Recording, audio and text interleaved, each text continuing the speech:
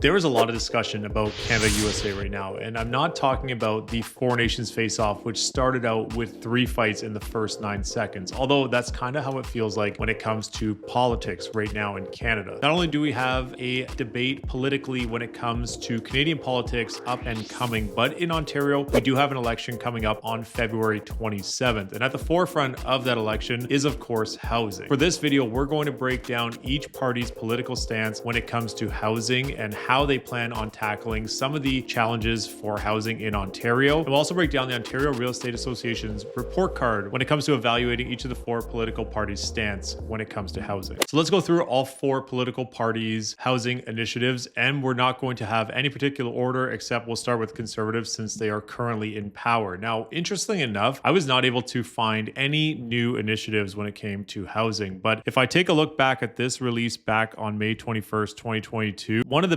biggest elements of this article talks about the Housing Supply Action Plan and cutting red tape to get more homes built faster. The Ontario PC government's plan is to build 1.5 million new homes over the next 10 years, so from 2022 to 2032, remove red tape to significantly accelerate the permitting and approvals of new home and rental construction. Now, what they have done since 2022 is also add in some HST rebates for rental housing and actually eliminate HST when it comes to building purpose-built rentals, which is definitely a big factor moving forward. And they are also calling on municipalities to start working on their development charges as well. Jumping over to the Liberals website, it says make housing more affordable, and they actually have 3 bullet points that talks about what they would like to do to make housing more affordable. It does say that Bonnie Crombie is committing to fixing Doug Ford's housing disaster with a real plan. The 3 elements that they are proposing is to eliminate the provincial land transfer tax for first-time buyers, seniors downsizing, and non-profit home builders, which should save families on average about $13,500 off the cost of a new home. Now, I'm not too sure what exactly it means that they're going to help seniors downsizing and what would qualify there, but definitely eliminating the provincial land transfer tax for first-time buyers is what I think would be a step in the right direction. Number 2 on the list, scrapping development charges on new middle-class housing, which again, I'm not too sure what would classify as middle-class housing, if going by price only or if they're going by property type, because a middle-class property type could mean different property types for different people. Would a $1.5 million condo versus a $1.5 million semi versus a $1.5 million 4-bedroom house outside of the city of Toronto, like, I'm not really sure what that means, which can add up to $170,000 on the price of a new home, replacing them with the Better Communities Fund to ensure the province invests in and benefits from sustainable municipal growth, making renting more affordable by introducing fair phased-in rent control similar to Manitoba, resolving landlord-tenant board disputes within 2 months, and establishing the rental emergency support for tenants, the REST Fund, to help vulnerable renters avoid eviction during financial emergencies. Taking a look at the NDP, and it says here, an NDP government on your side will support renters. And this is NDP leader Merritt Stiles says NDP will protect and support renters with her plan to give the millions of Ontario families that rent more security in their home. And if we go down, it says real rent control. They'll close the unfair loophole that exempts units built after 2018 and attach rent control to the unit to stop landlords from jacking up rent between tenants, removing the incentive for landlords to use unethical tactics to squeeze out existing tenants so they can raise the rent on the next one, and they'll end above guideline rent increases. Crack down on rent evictions, dem evictions, and other illegal tactics, beef up the rules, fix the landlord-tenant board, and stop the Conservative and Liberal plan to evict people faster, legalize more housing like 4plexes and 4-story multiplex apartments in all neighborhoods, and mid-rise apartments along transit corridors as of right. That's actually interesting that they noted this. What's interesting when it comes to things like 4plexes and 4-story multiplex apartments is generally those rules are mostly municipal versus provincial. So for example, the city of Toronto is allowing 4plexes and they are considering going up to 6plexes in the city already. So it'll be interesting how this gets navigated. Limit short-term rentals to one's primary residence, protecting the supply of long-term rental housing. We already see that in Toronto. And build and acquire at least 300,000 permanently affordable rental homes in non-profit and co-op housing as part of our Costed Homes Ontario plan, which sets a goal of 1.5 million new homes in 10 years, which is the same promise promise that the conservative governments have been talking about. Now, it's interesting to see if they would be the ones who are going to build them or just acquire them, and what programs they would use to acquire them throughout the province. And the Ontario Green Party, the fourth one in the running, talks about how the Ontario Greens will bring down costs for first-time home buyers, and they announced a first-time home buyers plan that would remove fees and taxes on the purchase of new starter homes built within urban boundaries. And they're calling Doug Ford's rock bottom housing, making it impossible for the average young person to buy a home of their own, and that is not fair. If we take a look at their first home buyers plan, here are the 3 bullet points, which is allowing for the construction of 4plexes and 4-story buildings as of right across the province, and 6plexes in cities over 500,000, and mid-rise buildings up to 6 to 11 stories on transit corridors and main streets. One of the things here, again, as mentioned, is that this is generally a municipal thing, so it'll be interesting how that works, and if it's actually going to make things more affordable by turning a big property into a 4plex, because the cost to do that may be quite high. So I'm interested to see how this plays out. Removing development charges on homes, condos, and apartment units under 2,000 square feet that are built within urban boundaries, and creating affordable communities fund to cover municipalities' housing infrastructure costs. Removing the land transfer tax for first-time buyers. That's also what was mentioned in the Liberal plan as well. It's interesting to see the carryover from plan to plan and what are the different promises from each plan to the other. And I'm also curious on your thoughts down below on what you think of each of these housing plans, and if they'll make a difference moving forward to make housing more affordable, which has been at the forefront of topic for any of these debates. The Ontario Real Estate Association also put together a report card breaking down each party's plan. So let's take a look at what that looks like and how each party ranks when it comes to their report card. And you can check this out on the Ontario Real Estate Association's page. And this says the 2025 Ontario election, how each provincial's party housing platform stacks up. And to back this up a bit, the Ontario Real Estate Association came out with a home for everyone, and they're talking about some of the elements that they feel would be 3 areas for action when it comes to housing. And the first one is to improve consumer confidence through expanded protections. They talk about how the provincial government should be protecting people against bad actors. Ontario Realtors agree and are calling on the next government in Ontario to improve consumer confidence in real estate by improving the efficiency of the landlord-tenant board, mandating equal treatment for diverse families under the Condominium Act, eliminating auctioneer loophole in Ontario real estate, and implementing a more practical education for Ontario realtors. Number 2 is to increase housing supply across Ontario. And they talk about adding 1.5 million homes to the housing stock by 2031. It does reflect the urgent need to solve Ontario's housing affordability crisis, driven by too few homes and too many people. And some of the elements that they suggest is to end exclusionary zoning across Ontario by legalizing 4plexes as of right, increasing density near transit through building conversions, and helping to promote and scale innovative approaches to development. Something that comes to mind there would be like modular housing and things like that, where you could build some kind of modular property, and the new ones now are actually really cool, that could add to the housing supply relatively quickly and far more cost effective. Number 3, lowering the cost of homeownership. And it says 1 in 4 aspiring homeowners have given up on that dream, calling the market unaffordable and overpriced. Implementing a condoization framework for multiplexes. And this is where if someone was to turn a home into a 4plex, for example, they can sell off each unit as essentially like condo ownership. Limiting municipal development charges and funding pilot programs that create new pathways to home ownership. And that's another interesting one. So it'll be interesting to see how all these play out. Let's jump over to the report card. And this is how each party ranks when it comes to some of the keys that we just spoke about from the Ontario Real Estate Association. So improve the efficiency of landlord-tenant board. And here is the legend here. So partial is the line, check mark is yes, X is no, and NA is no response. So improve the efficiency of landlord-tenant board. The PCs are partial, NDP is yes, Liberal yes, Green yes. Mandate the equal treatment of all individuals under the Condominium Act to be inclusive of diverse families, check marks across the board. Ensure better, more practical education for realtor, NA across the board. End exclusionary zoning by allowing 4plexes as of right. That is not something that the PCs mention, and check marks across the board. Increase density near transit through commercial to residential building conversions, NAPC, and check marks across the board. Promote to help scale innovative approaches to development